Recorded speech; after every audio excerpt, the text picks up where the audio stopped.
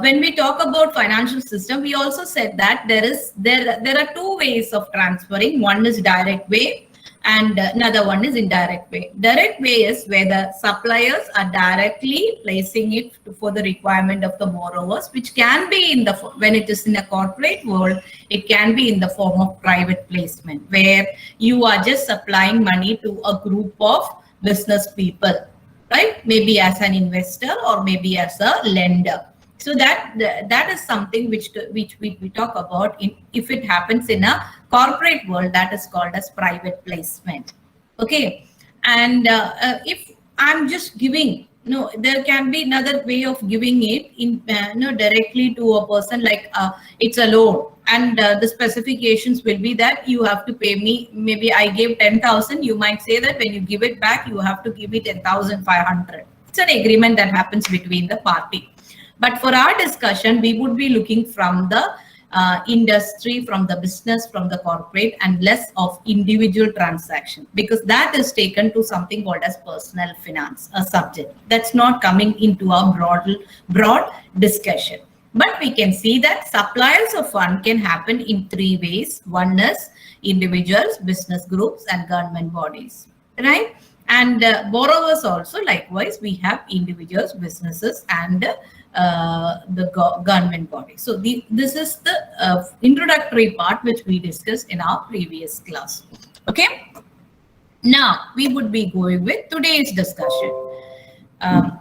In our today's discussion, we are going with, we already discussed that financial system can happen, the payment, the transfer of money can happen in a direct way, right?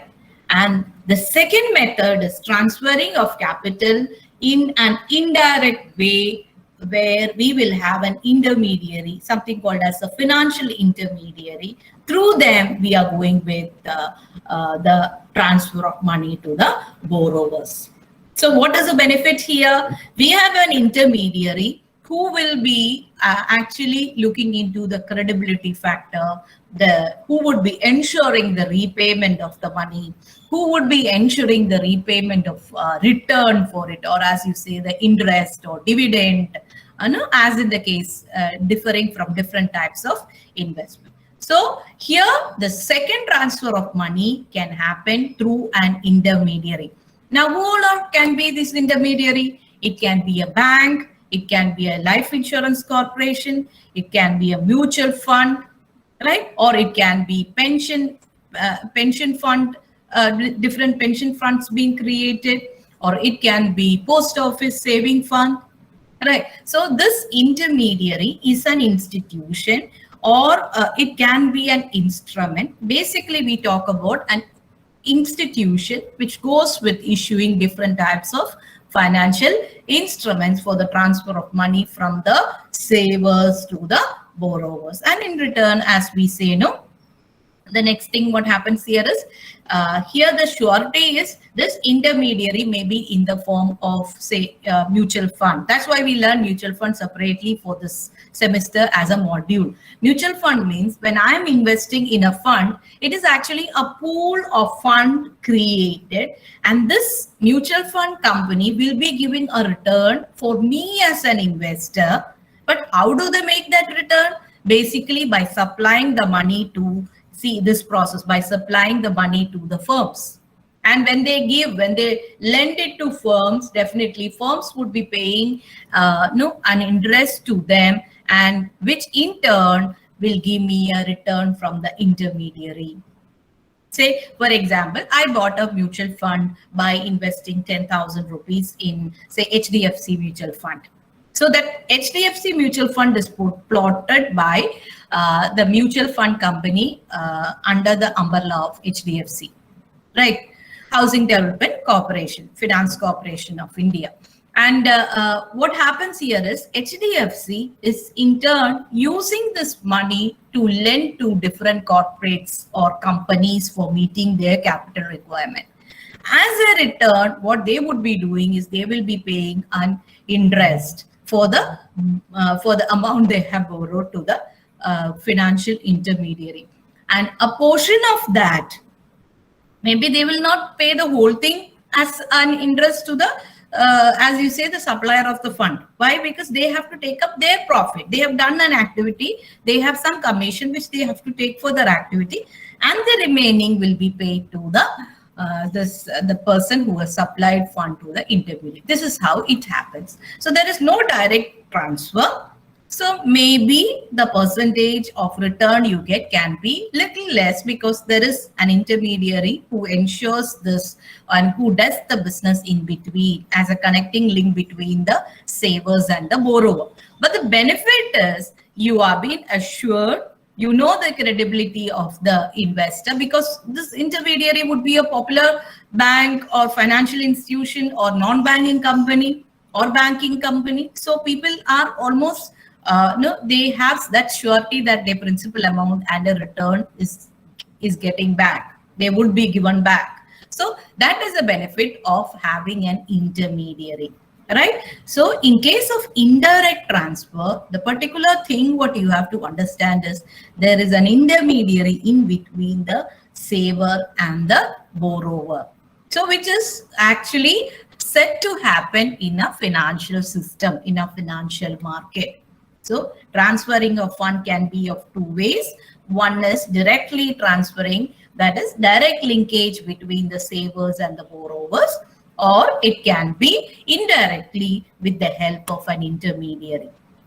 Now this intermediary can be a financial institution, it can be a bank, as I said, it can be a non-banking company depending on that particular circumstances. It can be a mutual fund company, it can be a life insurance company like LIC, right? So this is the actual system of transferring of fund between the savers and the borrower. Now we started with our class saying that savings happen only when there is a sacrifice of present consumption happening. If I'm going to use every rupee which I get as my saving, which I get as my income, there is nothing called saving. But if I'm ready to sacrifice my consumption, present consumption, to or maybe to postpone my present consumption to a future date, there is something called as saving. Right. And why do I make such sacrifice? I expect that I get a higher amount by making an investment. This higher amount, as I said, should compensate for my time and risk. Because tomorrow, I'm postponing it to tomorrow. But tomorrow, I don't know what is going to happen. But I'm ready to take up that risk to get that higher return. So that's why the return I get in future should compensate for risk and time, because I'm waiting for some time to make my, as we say, to buy something or to consume, or maybe I want to invest for building a home. I'm waiting for it, right? So that money had to compensate for my time also. That is what we call as time value of money. So this is the first part. Now this is the first picture of our financial system. We are going to add, okay, as we proceed with our discussion, this diagram will be added with more components. Now you can see there is two things we discussed. Money can be transferred directly from the suppliers to the demanders. So there it is private placement. Or today we introduce the term called it can be transferred through an intermediary, right? And that intermediary is what we call as financial institutions. As I said, in this picture, you can see that it can include commercial banks, insurance companies, mutual funds, provident funds, non-banking financial institutions. All these can come. They will act as an intermediary for collecting the fund from the savers, distributing it to, see like this, distributing it to the demanders. And in return, these people would be issuing, maybe they are issuing shares, maybe they are issuing a return. So they will collect it, and then part of it is given to the suppliers, because that's what they expect by making this present sacrifice. This is actually the first picture of financial system, which we discussed, direct and indirect. Now we are going to add, right? We are going to add one more thing called financial market. As I said at the beginning, every financial transaction is said to happen in a financial market. So the picture becomes like this. you are saving, you are transferring your money to the firm or maybe to the organization through something called as financial market. We have a market in between, and that is actually a medium for transferring a fund. When we say market, we used to say it's a place. It's a place where business being conducted. That's old definition in old marketing management textbooks and all, very old one. Okay, you will find a concept like this. But by the development of online technology, ICT-based communication and all, now market is not a particular place. Wherever something, a business transaction is said to happen, that's called as a market. Likewise, here also, wherever a financial transaction is said to happen, that is to happen in a financial market. So we have introduced a new term.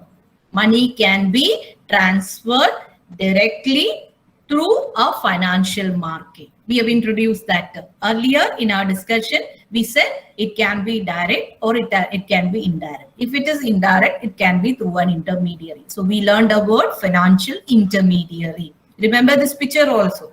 Now we are going to introduce the concept called financial market.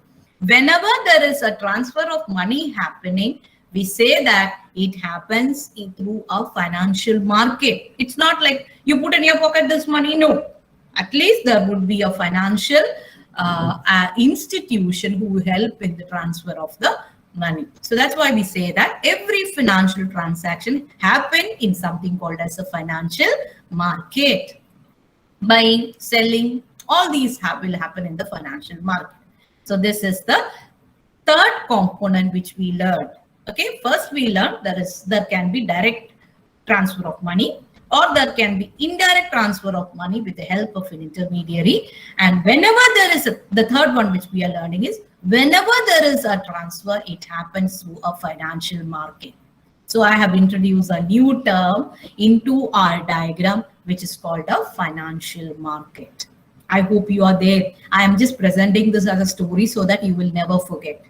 Okay. So the first part we introduced were with two bodies, where we said about the suppliers and then we said about the borrowers. If there are more borrowers, there will be no demand for the money. So this part becomes strong only when there is the presence of the other part. Then we said money can be direct. When it is directly given to a corporate, it is called as private placement. The offer is to some individuals. It's not open to all. It's open to only selected individuals by the firm. In that case, it will be private placement. Then we said money can be transferred indirectly with the help of an intermediary. And that intermediary can be financial institutions. Okay. The third part which we introduced is whenever there is a financial transaction happening, it is said to happen in a financial market. Okay. And this financial market, the fourth thing which I'm introducing, this financial market can be categorized into two. One is money market, two is capital market. Okay. So financial market, depending upon, basically it is dependent on the type of instrument and the period of transaction. Okay. The classification is basically on that. It is classified into money market and capital market. Now, what is money market? It's a market which deals with short-term securities having a maturity period of 1 or less than 1 year. Okay. Money market is that market which deals with securities having a maturity period. Now, what is maturity period? Due date. Say, for example, if I invest in maybe treasury bill, if I invest in some kind of investment which is for 3 months, okay, then that is said to happen in a money market. Whereas capital market talks about long-term investments which are having a investment period of more than 1 year. Or it can be said in a different way. Normally, with respect to, as we say, the money market, we talk about bank securities, bank dealings like call money. We are going to do that separately. Okay, I'm just giving you an introduction. Call money, all these aspects, commercial papers, all these would be coming up in a money market. Whereas in a capital market, we talk about long-term demand, contributing to the long-term demand for capital, like share capital, debenture, which is all constituting to the capital structure of a company. So capital means it is for long term. You cannot just switch on it very quickly. But then you might say that I can buy, no, you might think in your mind, I suppose that you can buy a share today and you can sell it tomorrow. But that is something which is happening in something called a secondary market, which we will deal in a later class. But for the time being, you have to understand that financial market can be categorized on the basis of type of instruments and maturity period into two. One is, as we call, money market, and two is capital market. Money market is those that deals with securities which are having a maturity period of less than 1 year. Capital market is the one which deals with securities which are contributing to the demand of the borrowers for a period of longer than 1 year. So here the money is lent for a period for more than 1 year. Such type of capital, like normally contributing the capital requirement or infrastructure development or some long-term requirement of a company or a business or a government, is said to happen in a capital market. So that's it. So first we introduce with one term, the savers and borrowers, which is otherwise called as savings and investment, right? When savings being done, then that leads to investment, right? So that's what the first class. In the second class, we expanded that it can be direct or it can be indirect. If it is indirect, that is through an intermediary. And then we introduce the word called financial market. Whenever a financial transaction is happening, it is said to happen in a, as we say, in a financial market. And the market can be broadly categorized into money market and capital market. With this, we will stop here.